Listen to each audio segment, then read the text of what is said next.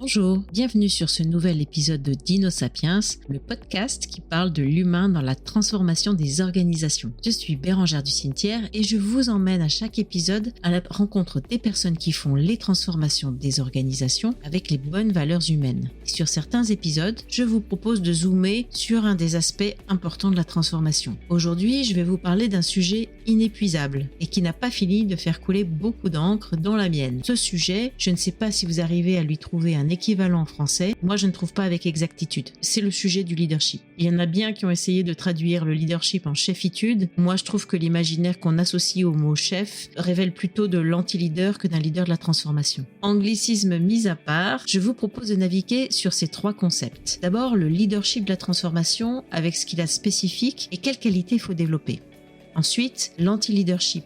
Et enfin, le followership, du mot follower comme suivre. Peter Drucker a dit « Le management, c'est faire les choses bien. Le leadership, c'est faire les bonnes choses. » Les deux ne sont pas mutuellement exclusifs, mais ça pose déjà bien les concepts. Faire les bonnes choses dans un environnement en mouvement incertain, cela demande au leader de la souplesse et surtout de ne pas partir du principe d'avoir raison a priori. Alors quel style de leadership faut-il pour la transformation ? Ce qui distingue le leader de la transformation du cas général, c'est souvent le rôle transverse ainsi que la nécessité de travailler avec des équipes pluridisciplinaires. Le rôle transverse consiste à être là où le chef d'orchestre de l'organisation qui va transformer des processus, introduire des nouvelles technologies, faire évoluer des modèles dans des parties de l'organisation qui peuvent être hors de sa hiérarchie directe et hors de son contrôle. Il s'agit d'un travail en matriciel dans lequel il faut d'abord faire émerger le besoin, le problème urgent qu'on ne voit pas encore, et le rendre intelligible pour convaincre et rassembler l'ensemble de l'organisation de se mobiliser vers l'objectif commun pour résoudre ce problème. Il est donc utile de développer l'art de raconter une histoire qui ne nous est pas toujours familier dans notre culture latine. Il faut savoir aussi naviguer de façon transverse dans l'organisation pour obtenir l'engagement et le soutien de ses pairs, ainsi que le sponsorship de sa hiérarchie.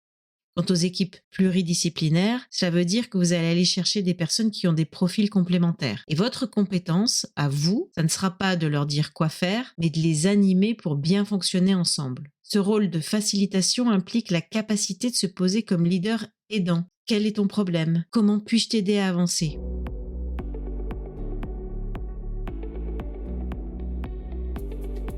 Alors, comment être un bon leader de la transformation ? Comment être un leader qui fait les bonnes choses ? Je dirais que le premier critère, c'est la responsabilité. La responsabilité du leader d'une équipe ou d'une organisation qui se transforme, elle s'inscrit dans le temps. Donc la toute première responsabilité, selon moi, c'est celle des personnes. De les emmener sur un chemin sûr et non pas vers un précipice. Cette responsabilité, elle est collective mais aussi individuelle et c'est celle qui va permettre les conditions de la confiance. Les meilleurs leaders que j'ai connus dans ma carrière sont celles et ceux qui étaient attentifs à chacun et qui s'assuraient qu'il y avait un chemin de croissance pour chaque personne de leurs équipes, quelle que soit l'issue du projet. Le deuxième critère, c'est la capacité d'avoir une vision. Ce n'est pas inné. Et lorsqu'on a longtemps été dans des postes d'exécution opérationnelle, développer sa vision, s'exercer à voir entre guillemets la big picture, c'est quelque chose qui se travaille. Et ça passe par la prise de conscience de son propre mode de fonctionnement. Quand je reçois des invités sur le podcast, nous faisons un exercice de préparation qui leur demande de conscientiser, c'est-à-dire de revisiter leur parcours pour faire ressortir les idées utiles à leurs propos dans l'épisode. Cette capacité à prendre du recul, de la hauteur, c'est vraiment un atout clé pour le leader.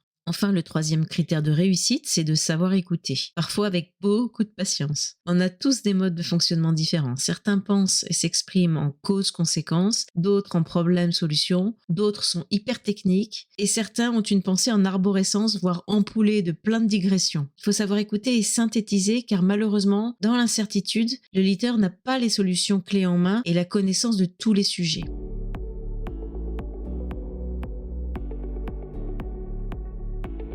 Parlons maintenant de l'anti-leadership. Pas besoin de vous faire un dessin, mais ce qu'il faut retenir, c'est que l'anti-leader peut faire beaucoup plus de dégâts que l'anti-héros. Pourquoi ? Parce qu'il va en général chercher à exprimer son autorité, ce qui n'est pas le cas de l'anti-héros. Et que pour ce faire, il ne saura pas utiliser son pouvoir hiérarchique à bon escient. L'anecdote que je peux vous raconter pour vous parler de l'anti-leader, c'est la suivante. C'est un peu extrême. J'ai participé il y a de nombreuses années au transfert d'une ligne de production de Grande-Bretagne vers l'Italie. Un jour, lorsque je travaillais dans une petite bulle de réunion, le directeur du site de production du site italien vient me parler de son usine, de la culture de l'entreprise, de son mode d'appréhender les femmes et les hommes, des rôles et responsabilités dans le projet. À un moment, il me dit « Tu vois Bérengère, moi je préfère 10 petits ânes heureux qu'un cheval de course malheureux. » Bah ça, c'est l'anti-leader. Il sait manager hiérarchiquement, mais se sent fragilisé par ses propres équipes. C'est celui qui est auto-centré et qui taille les branches de ses équipes comme des bonsaïs au lieu de les laisser se développer comme des chênes. Ça vous est familier ? Moi aussi, malheureusement. Et heureusement, ce n'est pas une situation permanente.